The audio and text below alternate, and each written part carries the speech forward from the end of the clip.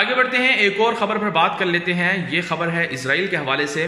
اسرائیل جو دنیا کے اندر اپنے آپ کو ٹیکنالوجی کے اعتبار سے سب سے بڑا ملک قرار دیتا ہے، اور اسرائیل اسلحے کے اعتبار سے بھی دنیا کو یہ باور کراتا ہے کہ سب سے زیادہ اسلحہ اور سب سے زیادہ جدید ٹیکنالوجی سے لیس جو اسلحہ ہے وہ صرف اور صرف اسرائیل کے پاس ہے۔ یعنی اسرائیل کے یہودی جو سائنسدان ہیں وہ دنیا کے سب سے بڑے سائنسدان ہیں۔ یہ دعویٰ کرتا رہتا ہے اسرائیل، لیکن اسرائیل کو ایک بہت بڑی ناکامی کا، ذلت کا ایک سامنا کرنا پڑا ہے۔ اسرائیل نے اپنا ایک خلائی مشن بھیجا تھا چاند پر اترنے کے لیے، لیکن وہ خلائی مشن جو ہے وہ ناکام ہو گیا ہے، اور چاند پر پہنچنے سے پہلے ہی وہ تباہ ہو گیا ہے۔ تو اس خبر سے ایک تو اسرائیل کے جو دعوے تھے وہ غلط ثابت ہوئے کہ پوری کی پوری جو دنیا کی طاقتیں ہیں وہ اسرائیل کے ساتھ کھڑی ہوئی ہیں، سارے کے سارے سائنسدان جو ہیں وہ اسرائیل کا ساتھ دیتے ہیں، لیکن اسرائیل جو ہے اپنا خلائی مشن کامیابی سے مکمل نہیں کر سکا۔ چاند پر اترنے والے اب تک 3 ممالک سامنے آئے ہیں، جن میں سوویت یونین یعنی موجودہ رشیا اور چائنا اور امریکہ۔ ان تینوں ممالک نے دعوے کر رکھے ہیں کہ انہوں نے چاند پر اترے ہیں